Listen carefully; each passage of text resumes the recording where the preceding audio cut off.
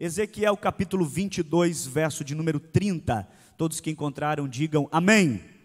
Diz assim: procurei entre eles um homem que tapasse o muro e se colocasse na brecha perante mim a favor desta terra, para que eu não a destruísse, mas a ninguém achei. Em outras versões, e busquei entre eles um homem que tapasse o muro e se colocasse na brecha perante mim a favor desta terra, para que eu não a destruísse, mas a ninguém achei. Querem estar assentados, meus irmãos, por favor? Redobre a sua atenção para os minutos que temos. Evite se locomover, a não ser por uma extrema necessidade, senão todos nós vamos ouvir a palavra de Deus aos nossos corações. Queridos, nesta ocasião, em um congresso missionário, aonde nós já estamos recebendo algo da parte de Deus, através da instrumentalidade do seu ungido, do seu enviado aqui para este final de semana, eu analisando a proposta em que a liderança, a diretoria de missões, colocou para pensarmos esse final de semana sobre uma sociedade, uma cidade, um país, um mundo em crise. Qual a resposta da igreja para essa situação? Alguém olhou e disse: pastor, essa imagem aqui da projeção, eu acho que no Data Show deu algum problema. Não, ela está assim, a propósito, porque assim está o mundo, de cabeças para baixo. Assim está o mundo, diante de crises, diante de contextos desfavoráveis, negativos. E qual é a resposta da igreja? Pensando nisso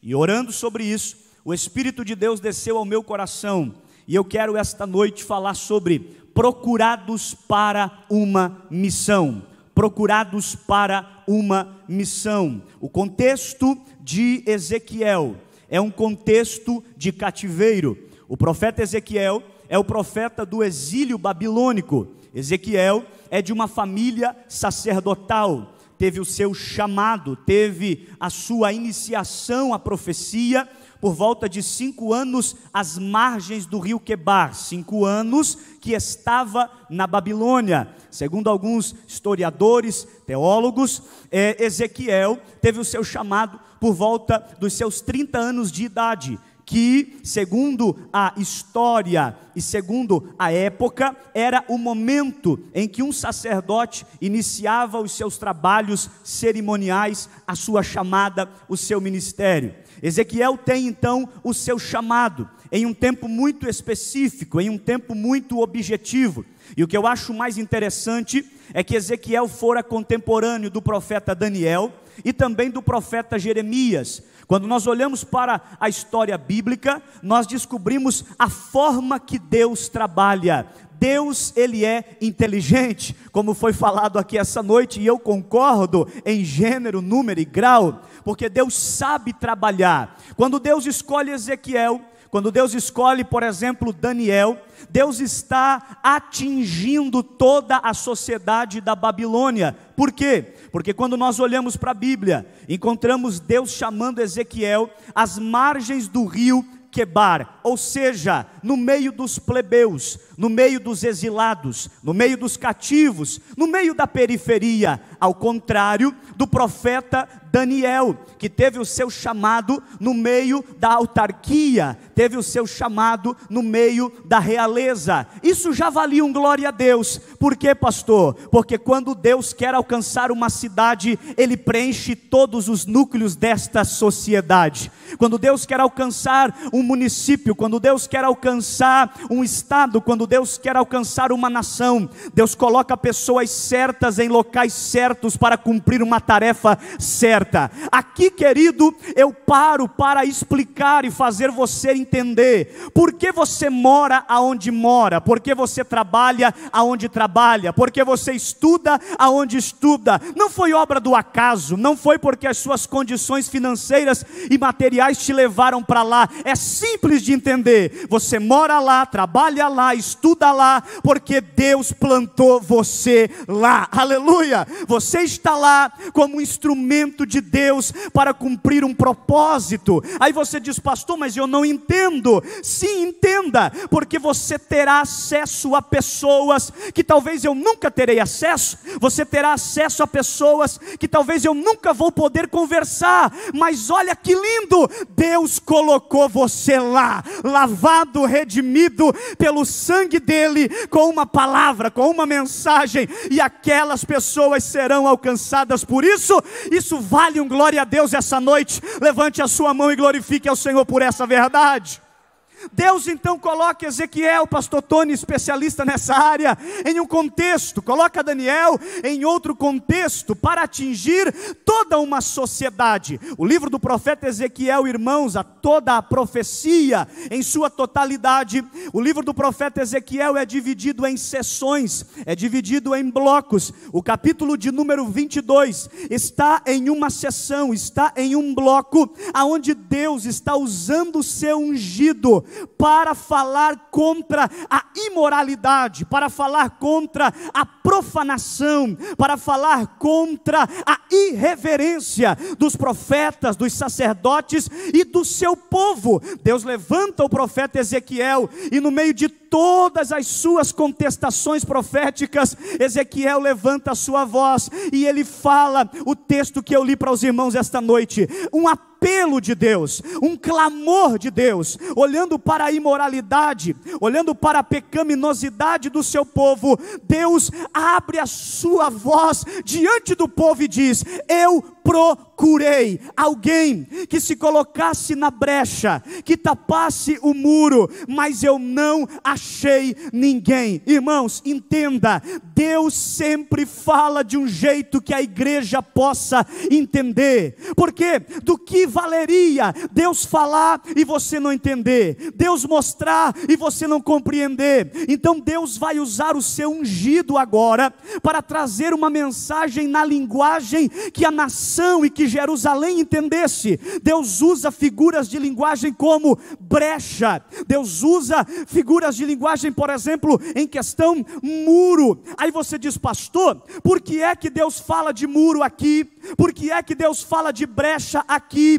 Porque quando você olha para a antiguidade, e mais precisamente o Antigo Testamento, você percebe, você encontra as cidades fortificadas, você encontra as cidades muradas. Muro naquela época era sistema de defesa, muro naquela época era sistema que defendia aqueles que habitavam dentro da cidade. Se não, vejamos, quando Israel estava para entrar na terra que Deus havia prometido, passa o Jordão. Qual é o primeiro obstáculo para entrar em Jericó? As suas muralhas. Então os povos da época se valiam das suas muralhas como sinal de proteção. Só que não bastava isso. A Bíblia diz que Deus tinha um sistema muito peculiar. A Bíblia diz em Isaías capítulo 62 verso 6: ó Jerusalém, sobre os teus muros pus guardas, que todo dia e toda noite jamais se calarão. Ó vós, os que fazeis lembrar do Senhor, não haja descanso em vós. Pastor, o que você quer dizer? Deus trabalhava com pessoas específicas sobre os muros, que a Bíblia vai chamar de sentinela, que a Bíblia vai chamar de atalaia, e esses homens tinham funções muito específicas. Eles deveriam ficar sobre a muralha para vigiar e para observar a aproximação do inimigo. Eles ficavam sobre a muralha, trombeta na sua mão, e segundo a história, uma outra mão levantada, em sinal de constante oração e louvor a Deus. Eles vigiavam e oravam. Deus, através de Jesus Cristo, usa e se apropria desta questão para dizer que a igreja deve vigiar e orar diante da aproximação do adversário. Pois bem, eles estavam e ficavam sobre as muralhas. Então o adversário sabia, o adversário imaginava: não dá para se aproximar aproximar de dia. Não tem como se aproximar de dia, porque a poeira que se levanta do deserto, o sentinela perceberá, e ele está em constante oração. Salmo 127, verso 1: se o Senhor não guardar a cidade, em vão vigia o sentinela. Ele está de olho, mas depende do Senhor. Ele está observando, mas depende da mão de Deus. E o inimigo sabia que não poderia se aproximar durante o dia, porque senão o sentinela talvez avisaria. Então, segundo a história, os adversários trabalharam com uma segunda estratégia. Qual, pastor? Eles se aproximavam na calada da noite, se aproximavam pelas madrugadas e iam fazendo uma verificação em toda a muralha e percebiam pontos de vulnerabilidade naquele muro. E sabe o que faziam? Abriam brechas naquela muralha, faziam brechas naquela muralha. Com qual intenção, pastor? Comprometer a estabilidade do muro, para que quando viesse o exército em grande poder e força, os muros não suportariam e caíam. Quando Deus usa a expressão eu procurei alguém para colocar na brecha, para tapar essa brecha, porque o muro está comprometido, Deus estava dizendo: o muro que circunda a espiritualidade, o muro que está circulando toda a espiritualidade do meu povo está comprometido. O muro que está circulando toda a fé do meu povo está comprometido. E eu estou procurando alguém, mas não estou encontrando ninguém. Pastor, o que é que você veio pregar?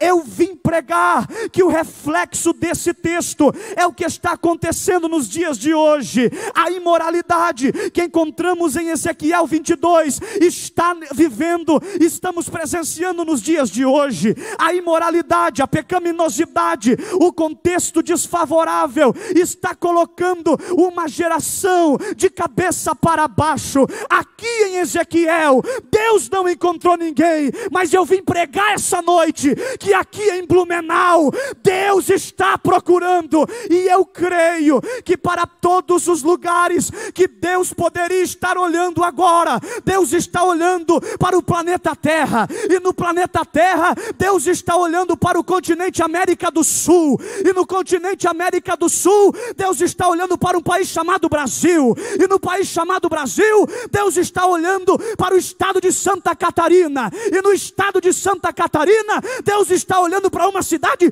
chamada Blumenau, mais precisamente na rua São Paulo, número 890, e a voz que ecoa na eternidade é essa: cadê você? Cadê você? Cadê você? Pastor, o que você veio pregar? Eu vim pregar que a solução para essa sociedade falida, a solução para uma sociedade imoral, a solução para uma sociedade pecaminosa e inteira nas mãos do diabo, vai sair daqueles que Deus irá achar aqui essa noite.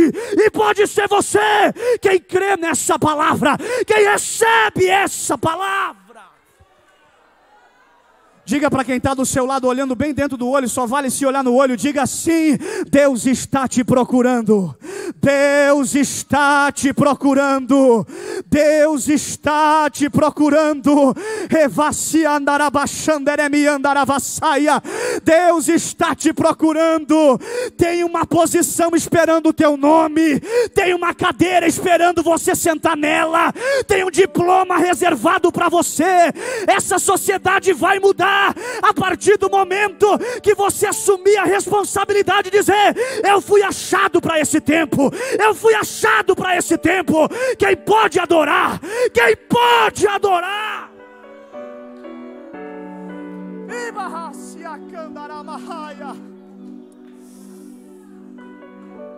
Pastor, Deus procurou aqui e não achou? Não. E hoje está procurando. E eu tenho certeza que você chegou aqui para ser achado. Não, você não saiu de casa com outro propósito. Você chegou aqui porque o que Deus colocará na palma da tua mão vai mudar a história da tua vida e dessa cidade. Isso aqui é profecia de olho aberto. Só quem tem mão para receber pega, porque é de Deus sobre a tua vida esta noite.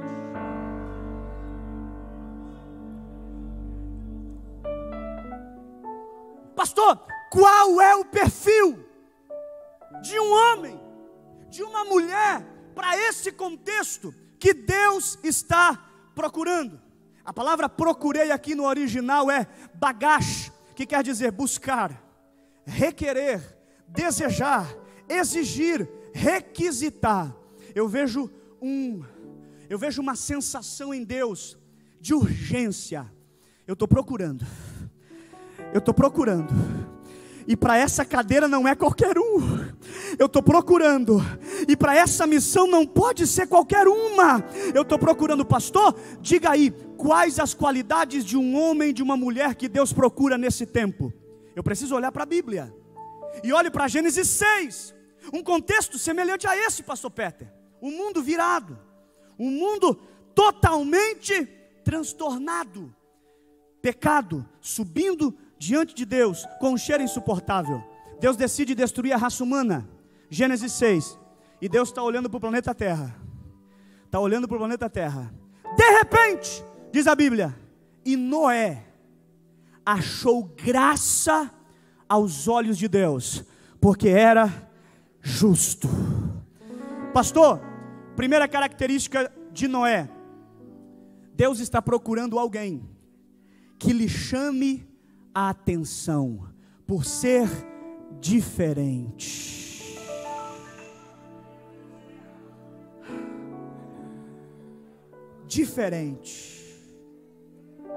Deus está procurando alguém que chame a atenção. Deus olhou para um contexto totalmente negativo e desfavorável, e no meio do caos, no meio da imoralidade, teve um justo que brilhou, porque era diferente. Está todo mundo roubando, mas você é diferente. Está todo mundo adulterando o relatório lá na empresa para se favorecer, mas você é diferente. Está todo mundo colando lá na faculdade, mas você vai passar de forma diferente. Aí eu me lembro, pastor Lediel, quando eu era garotinho, eu falava assim: mãe, deixa eu jogar bola. E ela falava: não. Aí eu falava: mãe, mas todo mundo vai. Aí a famosa frase de mãe. Quem é mãe aqui, levante a mão. Provavelmente você já disse isso. Você não é todo mundo. Eu uso essa frase de mãe para dizer isso para você essa noite. Você não é todo mundo. Você é diferente.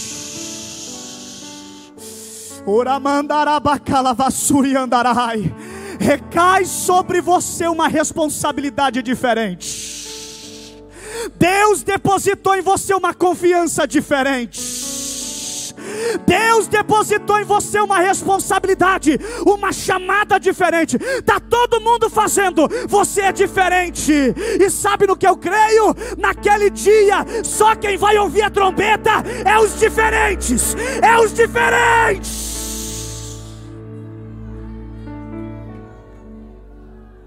Deus olhou o contexto, achou Noé, porque era diferente, e vai dar a ele uma missão, porque Deus só dá missão para quem é diferente. Deus só chama quem é diferente. Aí Deus fala: Noé, vou destruir a terra, vou fazer chover. Noé, vou riscar, como diz o pastor Peter, vou resetar, vou fazer de novo. Tá bom, Senhor, o que o Senhor precisa de mim, o que eu preciso de ti, faz o projeto, assim, assim e assim. Você não vê Noé questionar, você não vê Noé duvidar, você não vê Noé argumentar. Deus, madeira está em falta. Deus, onde vou achar prego?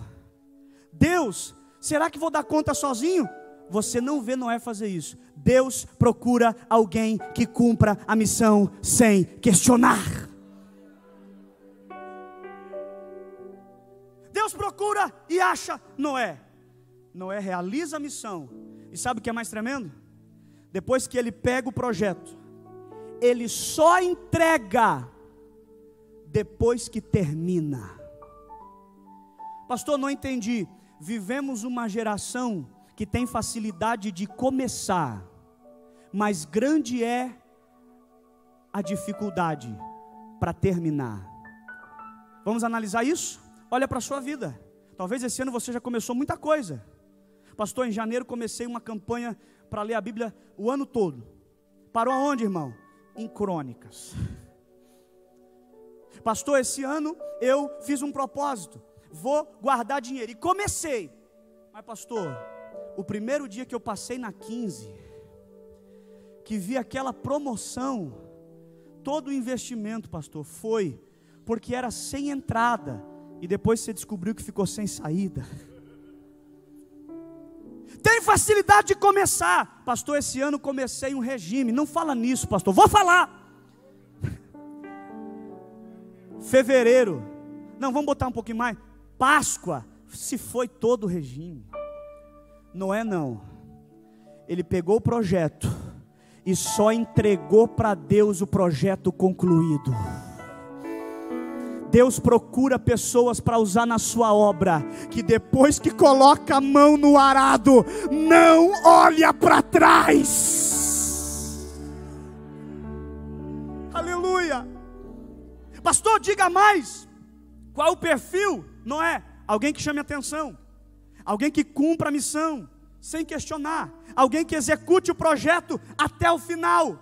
Pastor, diga aí, quem mais na Bíblia é digno de ser achado por Deus? Eu digo, Ananias, Misael e Azarias. Qual é o contexto? Semelhante, perseguição religiosa. Está feita a imagem, tem que me adorar. Ah, irmão, toca-se os instrumentos, você conhece a história. Todo mundo se dobra, e os 3 crentes lá no meio, de pé, firme, posicionado. Parece que o rei dá uma olhada e fala assim: essa semana eu não passei no meu oftalmologista, eu estou vendo bem ou tem 3 de pé lá quando eu mandei todo mundo abaixar? Não, rei, o senhor está vendo bem. Tem 3 lá que não se curvou. Então vamos fazer o seguinte, chama eles aqui. Chama eles aqui. Ei, vamos negociar. Vamos negociar. Eu vou tocar os instrumentos de novo.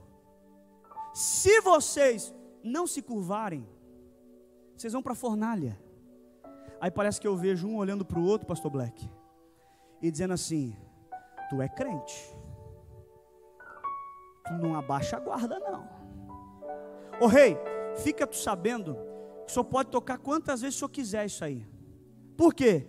Porque a nossa fé é inquestionável. A nossa fé é inegociável. Deus procura pessoas como esses meninos, que se posicionem diante das perseguições. Pastor, estou sendo perseguido, estão falando mal de mim, estão criticando a minha fé. Pastor, eu estou sendo humilhado.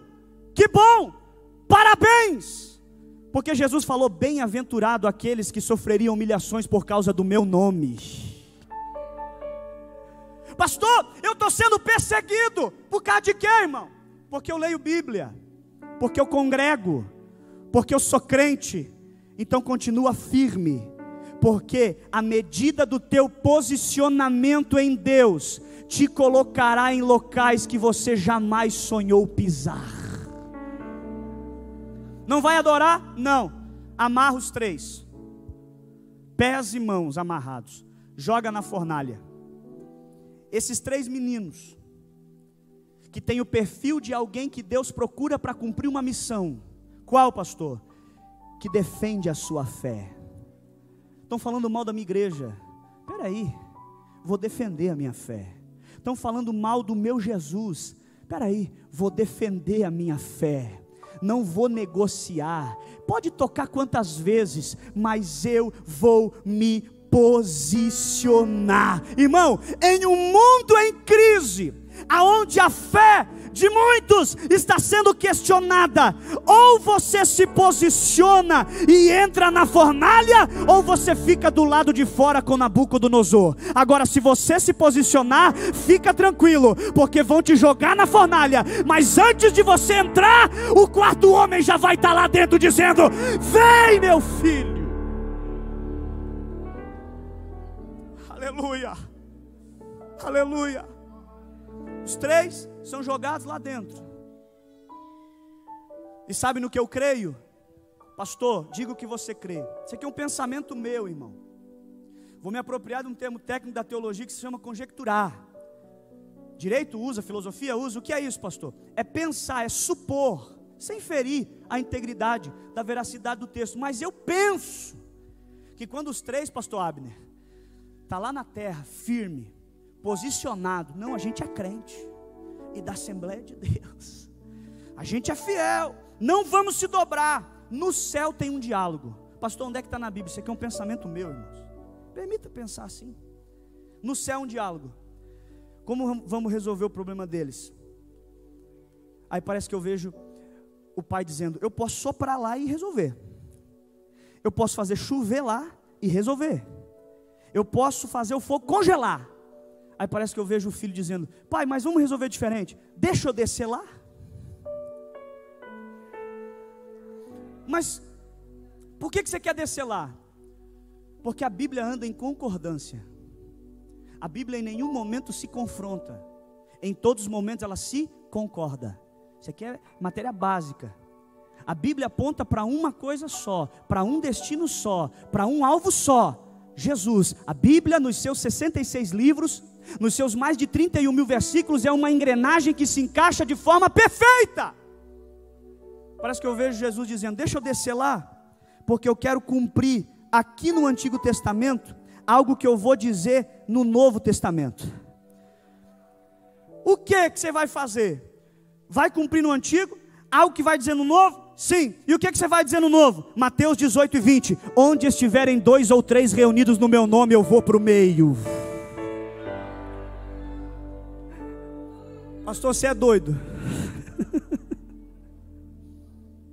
E ele está lá, irmão. Não temos dificuldades de entender que o quarto homem é Jesus. E sabe no que eu creio? Eu vou um pouquinho mais além. Quem colocou o fogo? Nabucodonosor.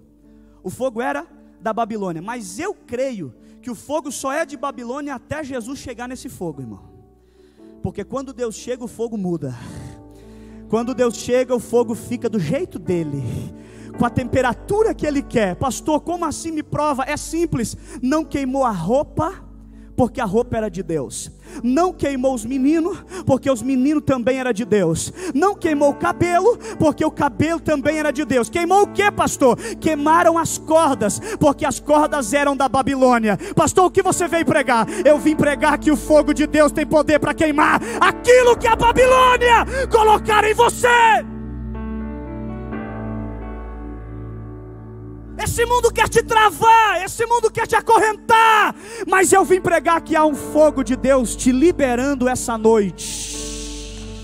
Há um fogo de Deus te liberando essa noite. Levante uma das suas mãos, porque eu profetizo. Há um fogo de Deus te liberando para você chegar onde não chegou. Há um fogo de Deus te liberando para te liberar a chegar aonde você não chegou, alcançar onde você não alcançou e tocar aonde você não tocou. Se você crê, pegue essa palavra, porque é de Deus sobre a tua vida esta noite. Pastor, Deus procura alguém como Noé? Sim. Pastor, Deus procura alguém como Ananias, Misael e Azarias? Sim. E para a gente encerrar, Deus procura alguém como Daniel, irmão. Qual é o contexto? Contexto? Perseguição. O rei Dário faz um decreto e diz: período de 30 dias, não pode orar. Tem crente que se fizesse isso hoje ia gostar. Irmão, eu fiz um acordo com Deus há mais de 17 anos atrás, que eu prego, de falar tudo o que Deus colocar no meu coração quando eu subir no altar. Se foi Ele que colocou, eu falo. Não é hoje que eu vou voltar atrás. Faz um decreto, não pode orar. A Bíblia diz que Daniel pegou o decreto. O que está escrito aqui? Não pode orar. Tá bom, onde é que você vai, Daniel? Vou orar. Vai orar? Vou. Mas não pode, mas eu vou. Mas você vai orar escondido? Não! De janela aberta, para todo mundo ver que eu estou orando. Aí chegam na casa de Daniel, pegam Daniel orando, flagram Daniel, não mentindo, não roubando, não pecando, flagram Daniel orando. Deus procura alguém que valorize a oração. Pode jogar na cova. Já estou encerrando. Joga na cova. Diz a Bíblia que lançam Daniel na cova. O rei vai lá e sela com seu anel. E ele fica perturbado porque ele gostava de Daniel. Ele tinha um carinho por Daniel. Diz a Bíblia que a noite inteira não dormiu, não comeu. Mas quando chegou pela manhã, ele vai na porta da cova. E as palavras que o rei, que não servia a Deus, vai liberar, vai mostrar o testemunho daquele que está dentro da cova. E o que ele fala, pastor? Ô Daniel, dá-se ao caso de que o Deus que você continuamente, aleluia. Daniel, não, ele não falou assim, dá-se ao caso de que o Deus que você, dia de domingo serve, dia de quinta serve. Daniel, dá-se ao caso de que o Deus que você serve nos congressos. Daniel, dá-se ao caso de que o Deus que você continuamente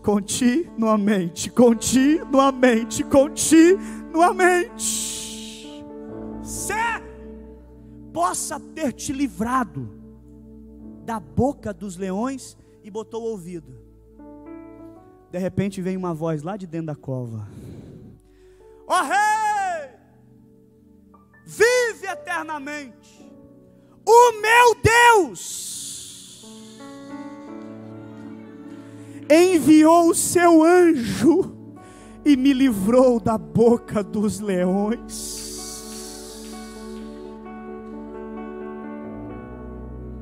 Um dia eu estava dando uma aula de escola bíblica, falando sobre fidelidade, no contexto de Daniel, e uma adolescente olhou para mim, pastor Lediel, e disse assim: pastor, mas por que o leão não comeu Daniel? E não deu nem uma mordidinha? Eu fiquei pensando, por quê? Aí na hora veio um pensamento, e eu falei assim: do que leão gosta? Ai pastor, de carne. Eu falei, é simples, o leão não comeu Daniel, porque quem ora não tem cheiro de carne.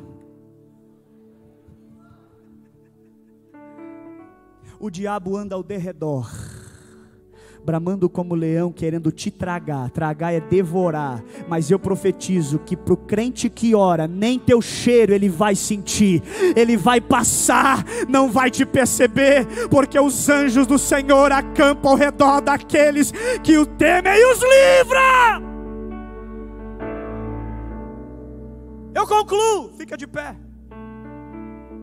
Deus procura alguém para uma missão, como Noé.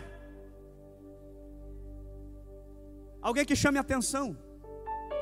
Deus procura alguém como Noé, que cumpra a missão sem questionar, que execute o projeto até o final. Deus procura alguém como Ananias, Misael e Azarias, que se posicione diante das perseguições, que tenha coragem de defender a sua fé, alguém que não negocia a sua espiritualidade. Deus procura alguém como Daniel, que prioriza a oração, porque a oração é o caminho que te levará até os desejos e desígnios do Senhor para a sua vida. E eu encerro, não poderia deixar de citá-lo. Deus procura alguém como Davi. Ah pastor, Davi não. Ih pastor, Davi aí pegou mal. Ó, sua mensagem estava assim, falou Davi aqui ó. Pastor Davi, adúltero. Davi, pecador, mãos manchadas de sangue. a Bíblia não oculta nenhum pecado de Davi. Por quê, pastor?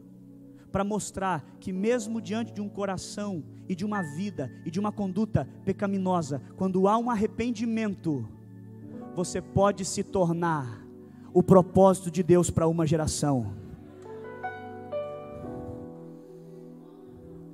Pastor, mas Deus achou Davi? Sim. Salmo 89, verso 20.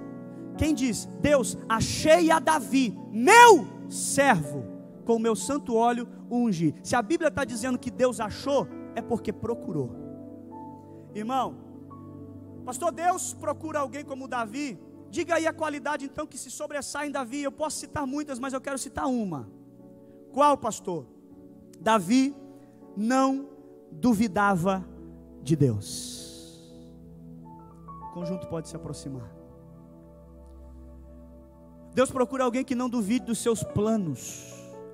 Deus procura alguém para cumprir uma tarefa, uma missão, que não duvide dos seus desígnios. Israel está em guerra contra o povo filisteu. Davi não tinha idade militar. O pai fala: Davi, leva comida para os seus irmãos. Você conhece a história? Quando ele chega na batalha, quem está do outro lado do vale gritando? Cadê o guerreiro de Israel? Golias. Davi olha para os irmãos e fala: meus irmãos, vocês não estão ouvindo o que esse gigante incircunciso está falando? Sim, já tem 40 dias que ele está falando isso, Davi. Mas por que ninguém foi até agora?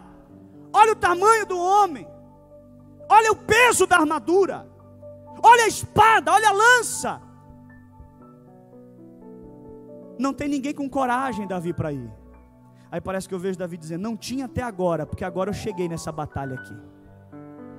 Ele não afrontou apenas um ou outro, ele mexeu com Deus e o exército do Deus vivo. Davi vai lá, se apresenta a Saul, e aí Saul fala assim: você vai? Vou. Olha a esperteza do rei. Qual? Eu é que deveria ir, mas estou com medo. Vou fazer um negócio aqui, vou botar minha armadura nele, porque vai que ele vence, e se vencer eu vou poder dizer: venceu, mas estava usando a minha armadura. A Bíblia diz que Davi não consegue nem andar, irmão, porque aquela arma não era dele, não foi preparada para ele. A Bíblia diz que ele vai e pega 5 pedras do ribeiro. Quantas pedras? Você fingiu que falou. Quantas pedras? Davi vai para a peleja. Um dia eu estava pregando sobre isso, e alguém falou assim: pastor, eu acho que Davi meio que duvidou de Deus. Eu falei: por quê? Porque quantos gigantes eram? Golias, 1. E quantas pedras ele pegou? 5. Aí falaram assim, olhando no meu olho: pastor, é muita pedra para pouco gigante. Então ele joga uma, errou, joga outra, joga outra. Aí eu me lembrei de um texto. Qual? 2 de Samuel 21:15. Tiveram mais os filisteus uma peleja contra Israel, e desceu Davi e com eles os seus servos, e tanto pelejaram contra os filisteus que Davi se cansou. E Isbibenob, primeiro gigante, que era dos filhos do gigante cuja lança pesava 300 ciclos de cobre, e que cingia uma espada nova, intentou ferir Davi. Porém Abissai, filho de Zeruia, socorreu e feriu o filisteu e o matou. Então os homens de Davi lhe juraram dizendo: nunca mais sairás conosco a peleja, para que não se apague a lâmpada de Israel. E aconteceu depois disso outra batalha em Gobe contra os filisteus. Então Sibecai, o Uzatita, feriu Asaf, segundo gigante, que era dos filhos do gigante. Houve ainda outra peleja contra os filisteus, e essa foi em Gobe. E Elanã, filho de Jaaré, Oreginho Belemita, feriu Golias, o geteu, cuja lança era haste como um órgão de tecelão. Terceiro gigante. Houve ainda também outra peleja em Gate, onde estava um homem de alta estatura, que tinha em cada mão 6 dedos, em cada pé outros 6 dedos, 24 ao todo. E também este nascera dos gigantes, quarto gigante. Esse injuriava Israel, porém Jonatas, filho de Simeia, irmão de Davi, o feriu. Verso 22. Estes 4 nasceram dos gigantes em Gate, e caíram pela mão de Davi e pela mão de seus servos. Pastor, o que você quer dizer com isso? No dia da batalha entre Davi e Golias, quem se apresentou foi Golias, mas a história está dizendo que nas trincheiras do exército filisteu havia mais 4 gigantes. Então quando Davi pega 5 pedras, não é porque Davi duvidou, não, era confiança, porque a pedra de Golias estava reservada, mas se os outros 4 criassem coragem, a pedra deles também já estava guardada. O que é isso, pastor? Alguém que não duvida do poder de Deus. Deus está procurando alguém que tenha essa confiança para fazer essa cidade voltar à posição que deve estar. Deus está procurando essa pessoa que não duvida do agir de Deus, da mão de Deus, da palavra de Deus. E eu quero orar agora por você que está aqui essa noite, que ouviu essa palavra e você diz: pastor, eu creio que fui achado por Deus para uma tarefa esta noite. Irmão, tem 17 anos que eu prego esta Bíblia e eu aprendi uma coisa: ou Deus fala, ou Deus não fala. Se Deus falou contigo e você sente de fazer esta aliança, vem aqui diante do altar, porque hoje Deus te achou para uma tarefa, Deus te achou para uma missão, Deus te achou para um desígnio. Sai do teu lugar, nós vamos cantar. Pastor Cleiton vai cantando. Se você crê, se você toma posse: pastor, eu creio que fui chamado, que fui escolhido, que Deus me achou hoje, vem aqui na frente, eu quero orar pela sua vida. Enquanto ele canta, você se aproxima, vem.